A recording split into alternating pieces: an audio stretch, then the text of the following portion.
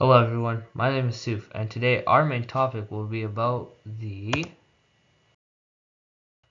Industrial Revolution and how it affects us as a whole society in both a positive way and a negative way in today's world. At the end, I will also discuss why we are thankful for the Industrial Revolution.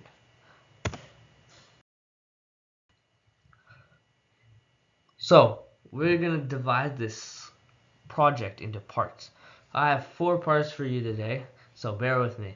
This is going to be part 1, the root of the problem, the drawbacks and the problems, the main problems of back then and today.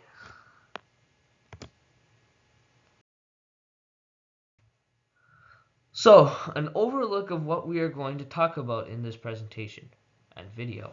First, we need to start off with asking the question, what is the Industrial Revolution?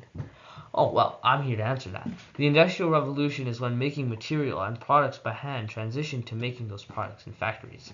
This allowed for a lot of job openings, as most poor people work here. Back then, when the Industrial Revolution started, there were more poor people and more poor working conditions.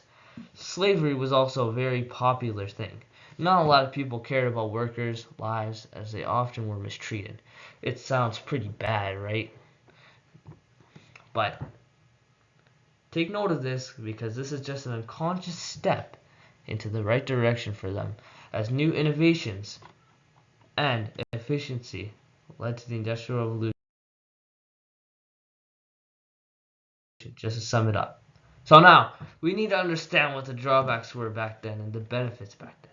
Since we're talking the 1800s perspective, these drawbacks and benefits are a lot more different than in today's world, as back then it was also a newer thing. The benefits back then were that it created a ton, and I mean a ton, of job openings for average and low class people. So what happened was that it forced the farmers from the agricultural revolution to move out, because those were the poor people back then. And what happened was farmland became richer, harder to afford, and the government was very cheeky, and they wanted the farmers to come work in the city. So then eventually all the rich owned the farming land and the factories. So that backfired. So benefits back then, it created a lot of job openings. We already discussed that. Products were being mass produced since machines were very efficient. So when they discovered machines, we'll talk about this later, it was very, very key to sparking this industrial revolution.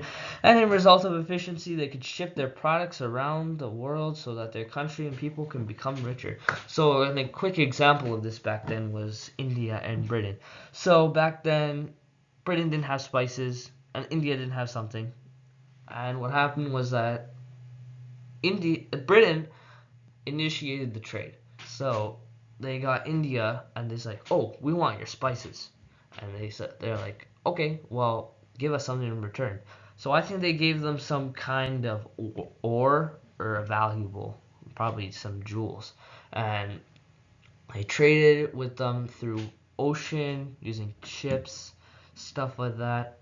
But that was basically how they used to trade back then, so that they can get as many resources as possible. Because Britain didn't have enough resources to make spices per se. So back then companies did not exist, and it was considered government to work. It was considered governments were the ones operating the factories. So there were many drawbacks back then, as it created poverty, pollution, slavery, as poor people had no other choice to work in these factories with poor working conditions. Some of these drawbacks can be seen in today's world. So it's not all too bad. At the same time, there were benefits as well as innovations from back then. It allowed us to evolve worldwide and end cruel acts such as slavery, overwork, and poor worker treatment in general. The drawbacks of then versus today. So there were many drawbacks back then, as they had created many problems today. In order to trace them, we would have had to look back at the agricultural revolution. The roots of the problem.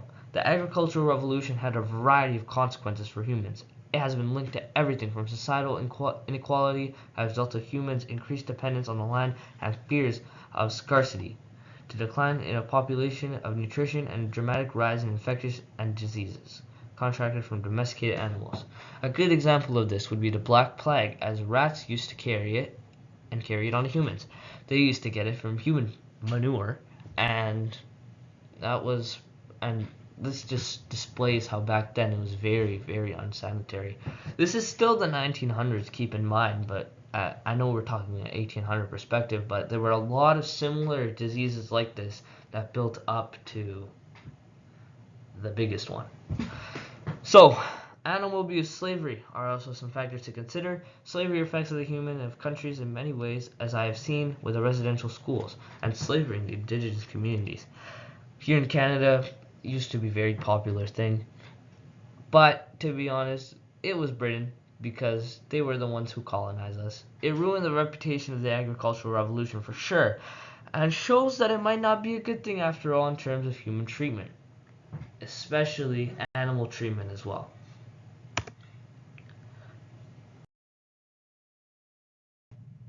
So, the changes that affected us today.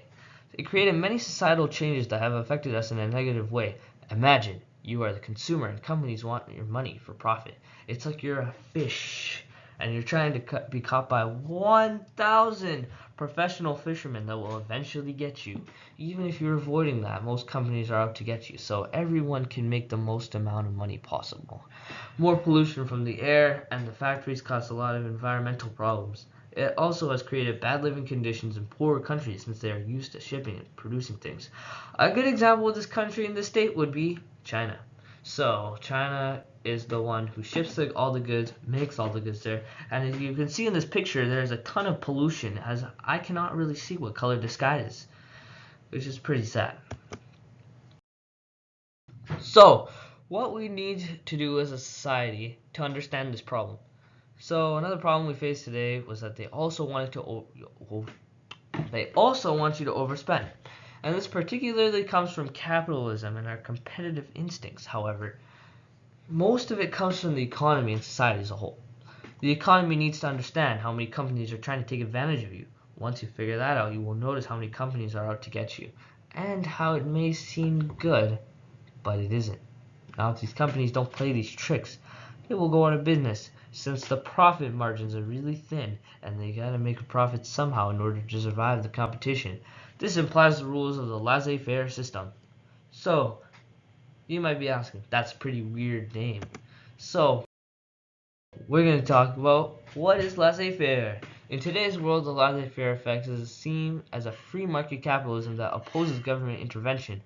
It is the same concept as in the 1800s, and nothing has changed, as a system depending on money and the number of people that are willing to buy. So, in some good ways, it's good, and in some ways, it's bad, if that makes sense.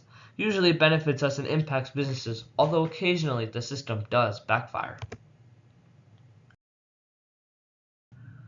So, that problem is more pervasive than you think, as it affects everything around you, causing inflation, etc. Since everyone needs to make a profit and you need this product. Another problem is that people don't look at the big scope of things. So, here's an example of this in today's world. Bangladesh is a mass producer of clothing and thus uses a lot of factories, which creates a lot of pollution. This is creating unlivable territories due to the deadly chemicals around them and the amount of garbage from the factories being put on the street. So an example of this in today's world, here we go. Take a look at this picture here. This looks like a bunch of clothing, and these are the guys cleaning it up. I guarantee you they're not getting paid a lot of money. So we're going to wrap up this section here. In conclusion, it's affecting the people and the city. Treating pollution is very pricey, and if companies paid for that, they probably wouldn't be making a profit, which would affect them. The fact that there are not to do this cause health hazards and much more cultivating problems for the lower class farmers.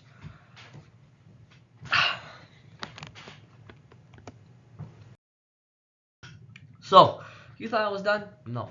There are even more problems. Another problem is that slavery still somewhat exists, as the Apple factory in China proves. They are overworked and underpaid, and their main goal is efficiency.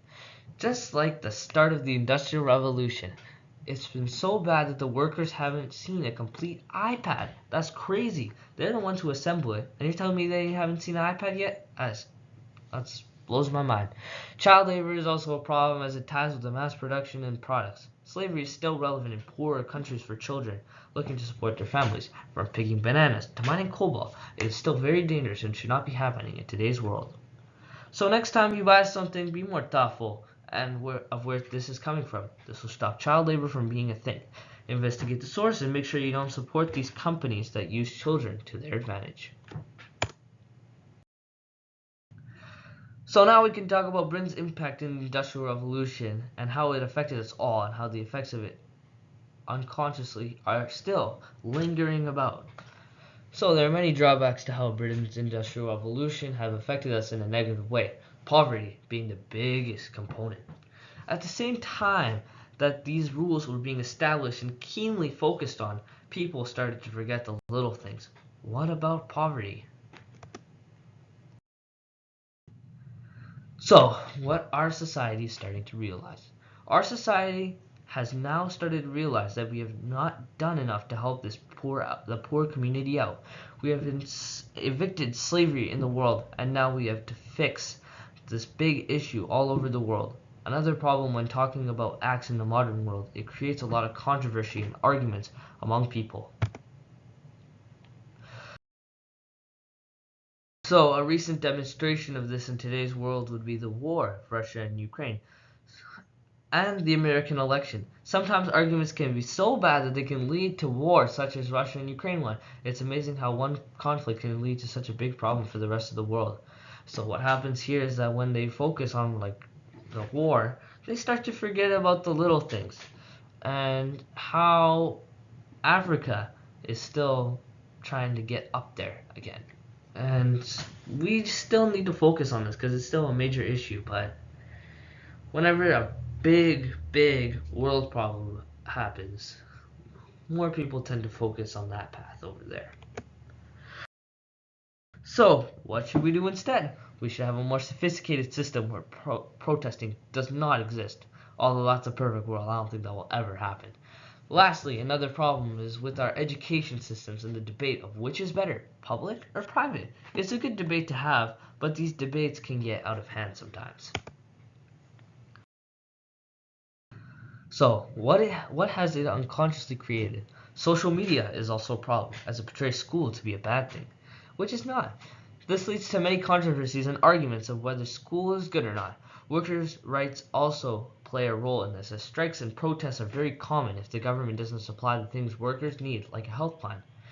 All in all, of these drawbacks, all of them tie into each other, as arguments are a big part of today's world. The world will never stop spinning and conflicts will never stop. We just need to learn not to neglect any and gradually work on them, one at a time.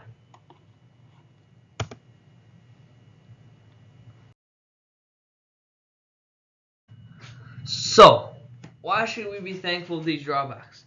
They have unconsciously created a ton, and I mean a ton, of ways to bounce back. What I mean by that is that slavery existed a long time ago, right? And now we're starting to work on it. This has highlighted most of the drawbacks because where else would I get these resources from? So it's starting to show that people are actually starting to care, and the government is starting to try and do stuff to prevent this stuff from happening. As you can see, more evidence from this is that wages come up every year. I remember when it was like $10. It's like now 15 something, and 15.65 I think, and that's pretty significant. And that's why we should be thankful for these drawbacks. They unconsciously create um, a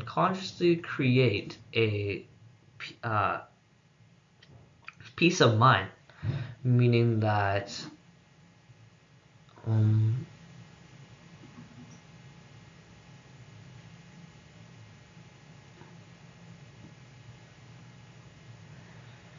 so they unconsciously create a peace of mind, which means that they're giving us a subconscious mind that we know that this stuff still exists.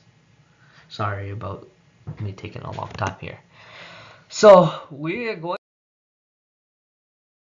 to move on to part 2. Thanks for staying in the video. So I know this is going a long time over because it's already 14 minutes, but we need to get on to the real thing. So in order to show these innovations, we need to categorize them. One for agriculture and one for the Industrial Revolution. We're halfway there, guys. So agriculture. There are many inventions that we still use today and were a big part of the creation of the Industrial Revolution. Here are a couple of them. The seed drill makes workloads faster since it does 3 jobs at once. It also frees up farmers' lives, which create job openings in the main cities slash factories.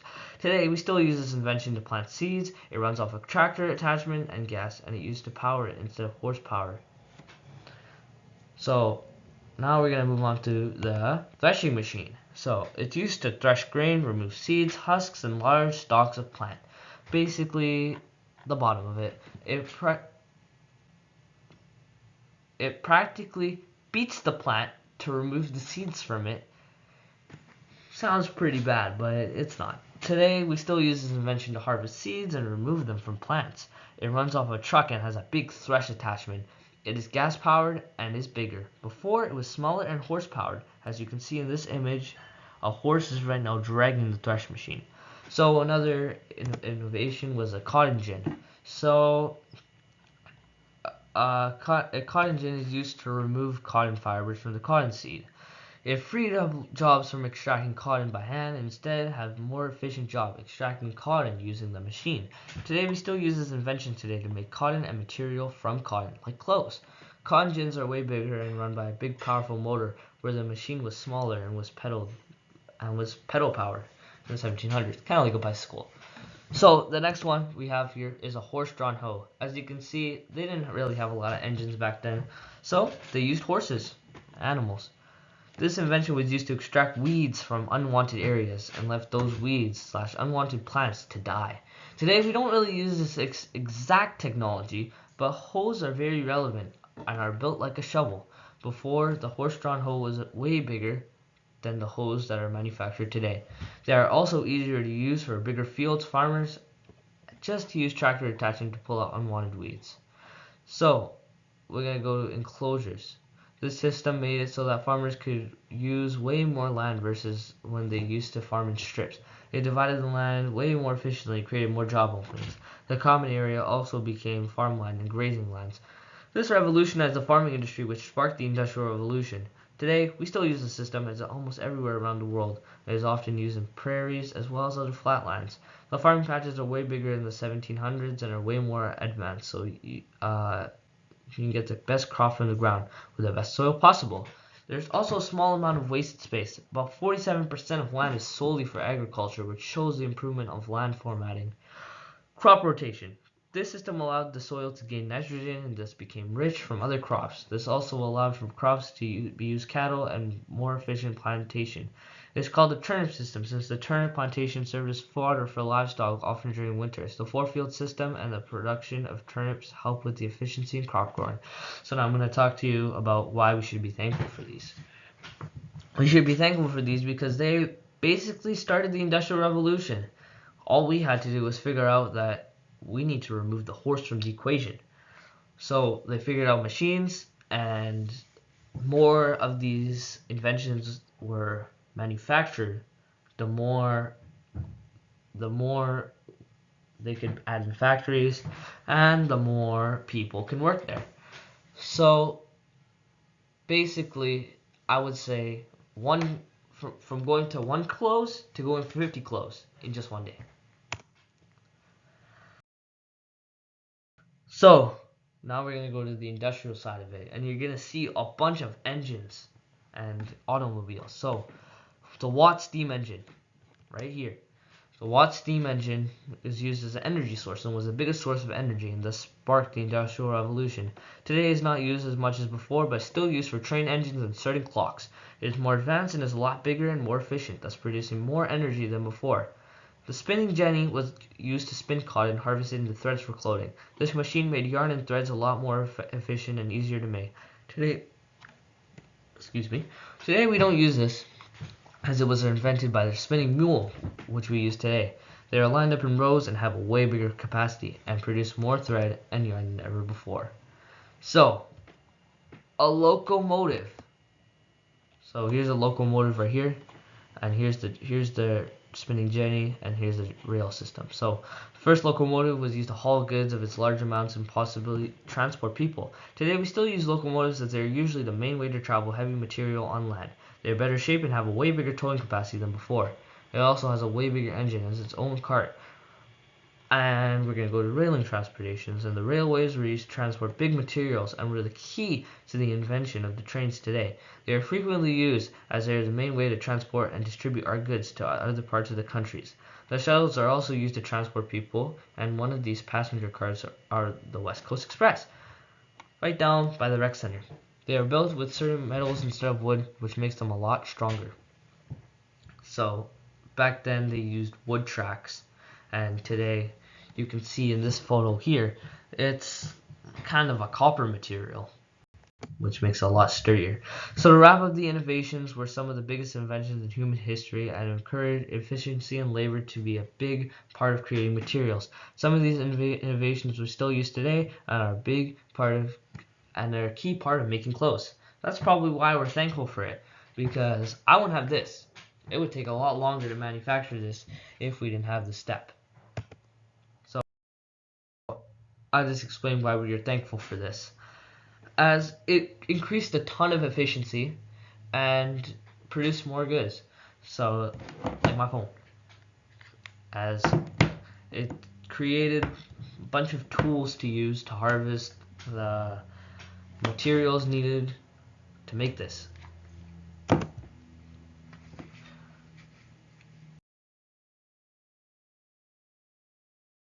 So now we're going to move on to part 3. Now we talk about the benefits of the Industrial Revolution back then and in today's world. In order to talk about the benefits, we need to see how the Agricultural Revolution benefited society back then. Then we can get an understanding of what these innovations and benefits came from.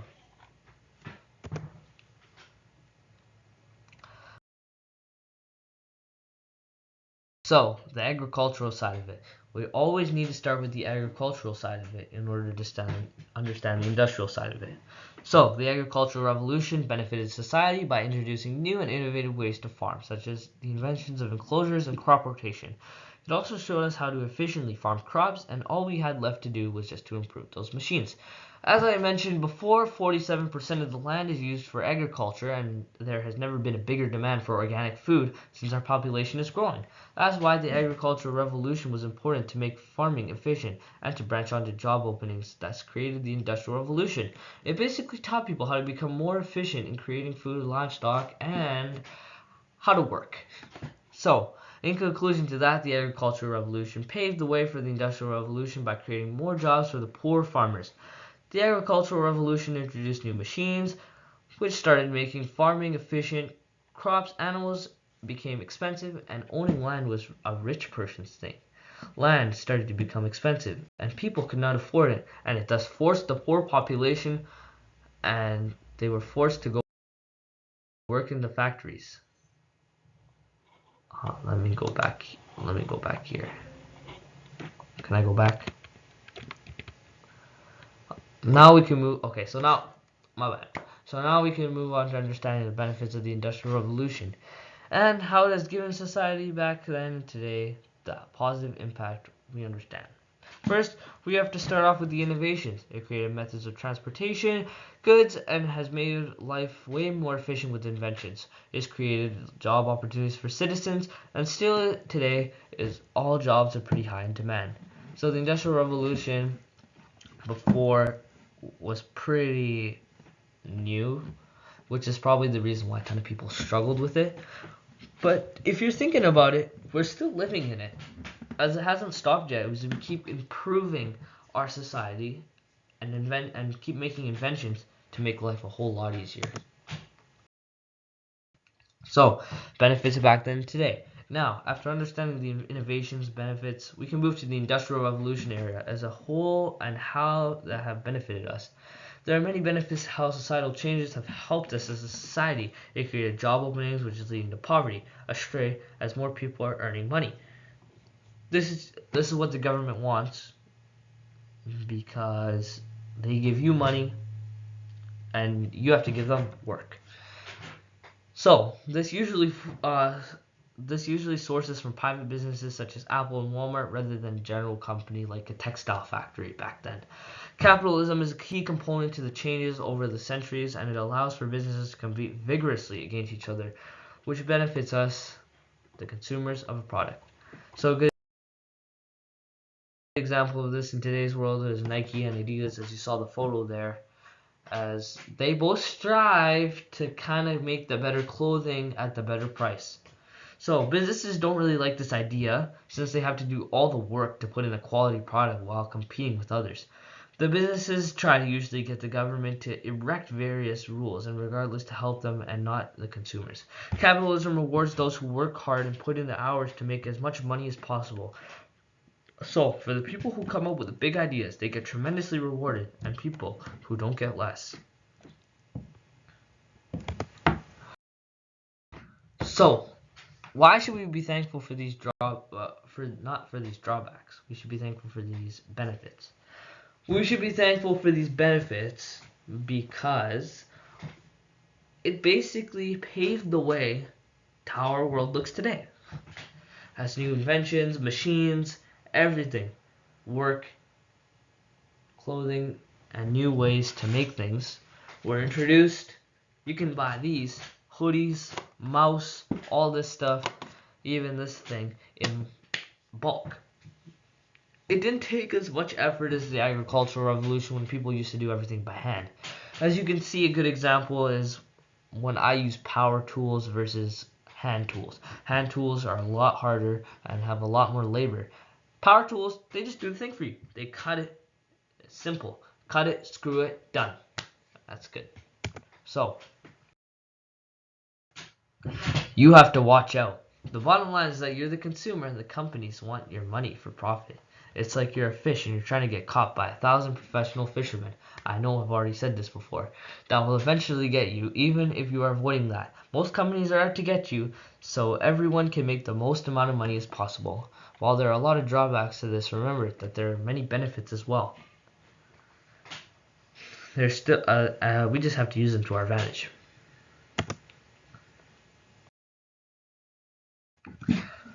So now we will move on to the last topic of understanding how Britain has changed it so that the Industrial Revolution isn't a bad thing at all and actually benefited society in many ways. Here are some rulings that changed for the best to benefit our society and back then. So, equality and equal treatment. Mandatory rulings that helped us understand as a society that we are equal and really helped with not judging others by class or race. Today, we are faced with a ton of these problems.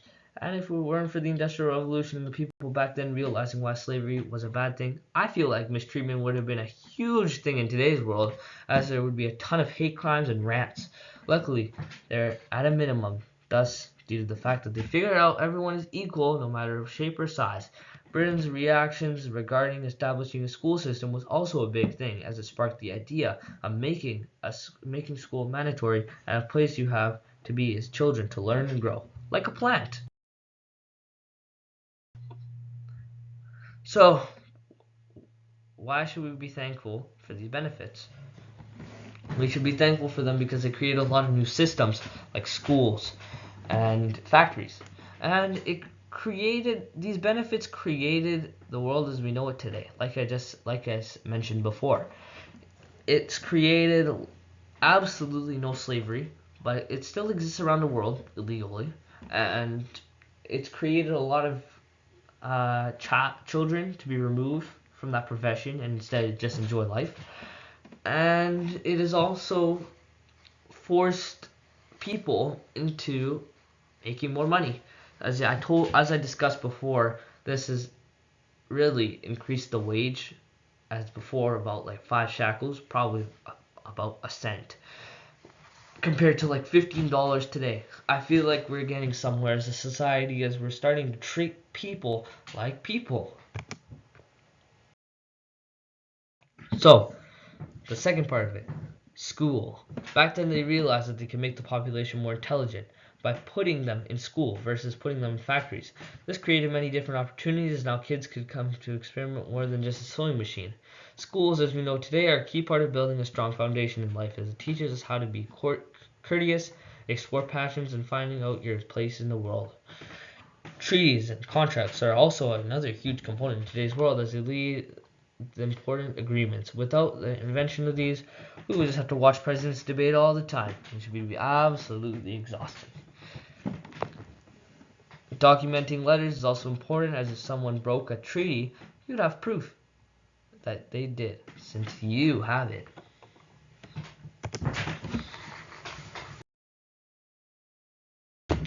So, why should we be thankful for these drawbacks?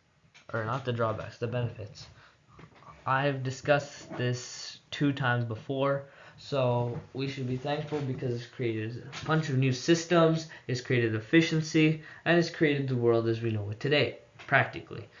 Because I believe if this industrial revolution step never happened, we would be in a whole different world where farming would be the #1 thing.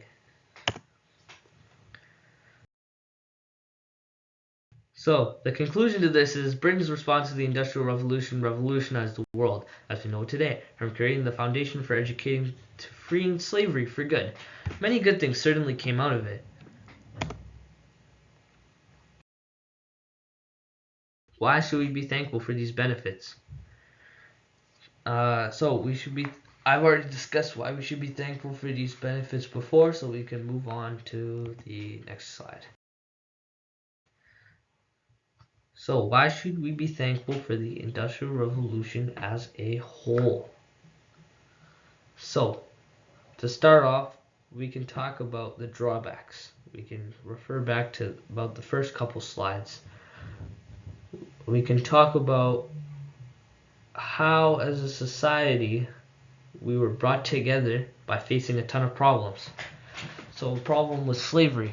As you can see, as we faced through the whole PowerPoint, it went through drawbacks and then it went through the benefits of slavery.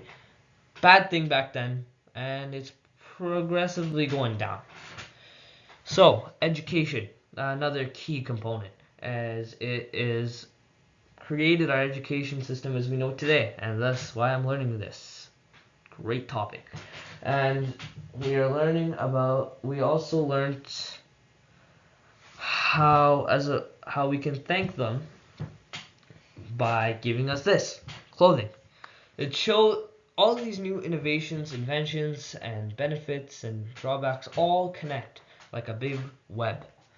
As I said before, clothing wouldn't really be a big thing as you would know it, because you would probably have to do it by hand. But since we have these big machines now that have done this and do all these little inner workings that we never ever see, it really shows how much we should thank them. So, we have made it to the end, about 31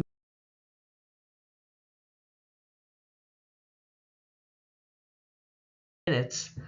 Thank you for watching, everybody, and we'll see you soon.